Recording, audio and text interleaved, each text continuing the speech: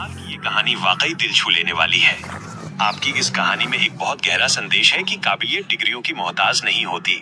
इस कहानी के मूल भाव सोल को वही रखते हुए मैं इसमें थोड़ा सिनेमैटिक ट्विस्ट और तकनीकी गहराई जोड़कर इसे एक नया मोड़ दे रहा हूँ। शीर्षक: कबाड़ का जादूगर और अग्निबाण का भविष्य।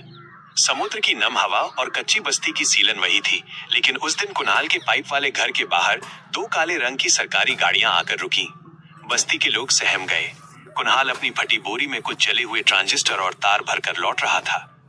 गाड़ी से मिशन डायरेक्टर अनिरुद्ध वर्मा नहीं, बल्कि उनकी चीफ सिक्योरिटी ऑफिसर आयशा उतरी। उन्होंने कुणाल को देखा, मैले कपड़े लेकिन आंखों में गजब की चमक।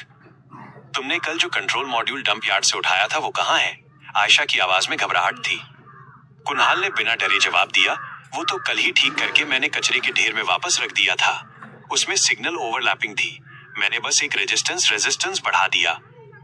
आयशा ने वायरलेस पर कहा, सर, लड़का मिल गया है और उसने मॉड्यूल ठीक कर दिया है। मिशन कंट्रोल 5000 करोड़ का दांव। कुणाल को जब मिशन कंट्रोल ले जाया गया तो वहां सन्नाटा था।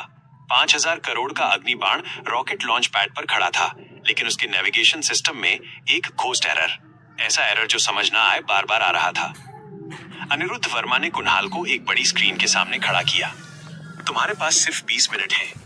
अगर ये रॉकेट नहीं उड़ा तो ये प्रोजेक्ट बंद हो जाएगा और हजारों वैज्ञानिकों की मेहनत मिट्टी में मिल जाएगी। कुणाल ने स्क्रीन पर चलते हुए कोड्स को देखा। उसने कभी कोडिंग नहीं सीखी थी, लेकिन वो सर्किट के बिहेवियर को समझता था। सर, आपकी मशीन बीमार नहीं है, कुणाल बुदबुदाया, वो बस डरी हुई है। ट्विस्ट: मशीन का डर। कुणाल ने बताया कि रॉकेट के सेंसर इतने संवेदनशील हैं कि वे अपनी ही गूंज एको को खतरा समझ रहे हैं। उसने कीबोर्ड पर हाथ नहीं चलाया, बल्कि पास पड़े एक पुराने टेस्टिंग बोर्ड के दो तारों को आपस में जोड़ दिया। आपने सुरक्षा के लिए जो 3 लेयर बनाई हैं, वो आपस में बात नहीं कर रही हैं। मैंने तीसरी लेयर को अंधा कर दिया है ताकि वो पहली 2 को काम करने दे। कमरे में मौजूद सीनियर साइंटिस्ट चिल्ला उठे, ये पागलपन है। सुरक्षा लेयर को बाईपास करना आत्मघाती है। तभी लॉन्च विंडो बंद होने में सिर्फ 5 मिनट बचे। अनिरुद्ध ने कुणाल की आंखों में देखा। वहां कोई लालच नहीं, सिर्फ एक मिस्त्री का आत्मविश्वास था। गो फॉर लॉन्च, अनिरुद्ध ने आदेश दिया। अंतिम क्षण, हवा से लड़ाई नहीं, दोस्ती। रॉकेट ऊपर उठा। टी जोड़ 40 सेकंड पर वही हुआ जिसका डर था। तेज हवाओं, विंड शीयर ने रॉकेट को हिला दिया। सर, रॉकेट झुक रहा है। ऑटो पायलट इसे सीधा करने के चक्कर में फ्यूल खत्म कर देगा। कुणाल ने माइक उठाया, इसे सीधा मत कीजिए, इसे हवा के साथ बहने दीजिए, जैसे पतंग की डोर ढीली छोड़ते हैं। वैज्ञानिकों ने वैसा ही किया।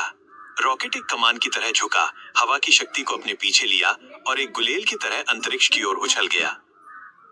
कहानी का नया अंत। जब पेलोड कक्षा ऑर्बिट में स्थापित हो गया तो अनिरुद्ध ने कुणाल को 50 करोड़ का चेक नहीं दिया। उन्होंने कुणाल के सामने एक सफेद कोट और एक पहचान पत्र रखा। उस पर लिखा था, Kunal minus chief consultant, unconventional engineering. Aniruddh ने कहा, 50 करोड़ तो तुम कमा ही लोगे कुणाल, लेकिन इस देश को एक ऐसे दिमाग की जरूरत है जो कचरे में भी विज्ञान देख सके। आज से तुम बस्ती में नहीं, मेरे साथ इसरो के गेस्ट हाउस में रहोगे। कुणाल ने खिड़की के बाहर देखा। दूर उसकी बस्ती की टिन की छतें चमक रही थीं। उसने मुस्कुराते हुए कहा, सर, कोट तो पहन लूंगा, बस कभी कभी कबाड़ बिनने की इजाजत दे देना। असली आइडिया वहीं मिलते हैं